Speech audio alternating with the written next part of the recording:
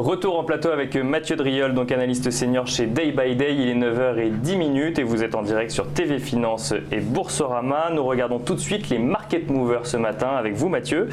Les plus fortes hausses, tout d'abord, on commence avec Ubisoft. C'est proprement incroyable le parcours en fait de ce titre qui ne fait que grimper tout simplement.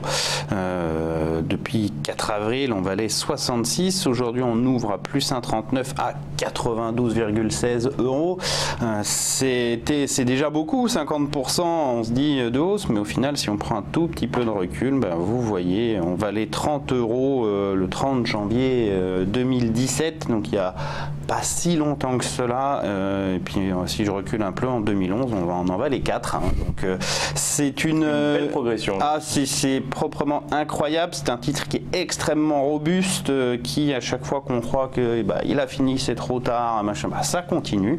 94,70 et le chiffre psychologique des 100 € sont les prochaines résistances. En tout cas, tant qu'on est au-dessus du dernier creux ascendant à 88,64, pas de doute, c'est toujours très fort, même si très haut. Alors, Dassault Systèmes.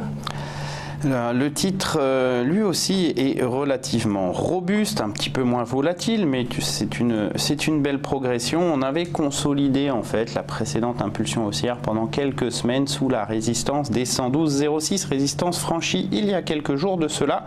3 petits jours de pullback plus tard, et bien là, plus 1,70 ce matin à l'ouverture. Ça semble relancer tout simplement la tendance haussière précédente en direction des résistances à 124,20 et 129,47. Là aussi, aucun signe de retournement, une dynamique haussière très constante qui semble même en fait accélérer son rythme de progression. C'était moins dynamique il y a quelques mois de cela. On commence à prendre vraiment une courbe plus exponentielle, plus asymptotique, donc plus puissante.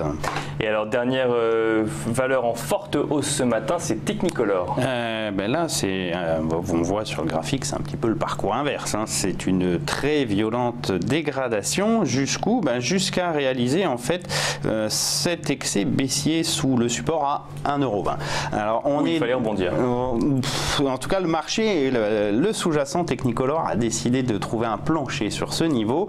C'est ce qu'on constate en analyse technique. On essaye de faire une formation arrondie de retournement et dans ce cadre, le franchissement de 1,47 et le retour actuel sur ce niveau permettent de vérifier une polarité, donc une tendance. On s'attend ici à une reprise du retournement vers la résistance à 1,72 puis 1,97. Ça reste un titre qui est quand même en souffrance, avec des mouvements impulsifs baissiers, et ce type de figure de retournement est plutôt lente, donc on ne s'attend pas à des progressions à la même vitesse entre guillemets que les baisses. Ça peut durer un petit peu longtemps. Après, il faudra voir sur un horizon de temps plus long à moyen terme si c'est toujours baissier. Pour l'instant, oui, malheureusement.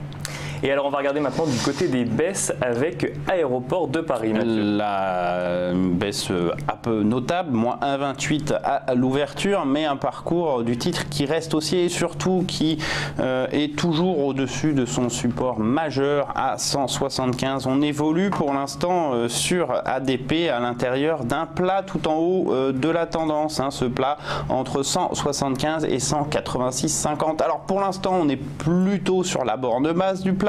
D'une certaine façon, tant qu'on n'a pas clôturé sous 175, il n'y a pas de risque.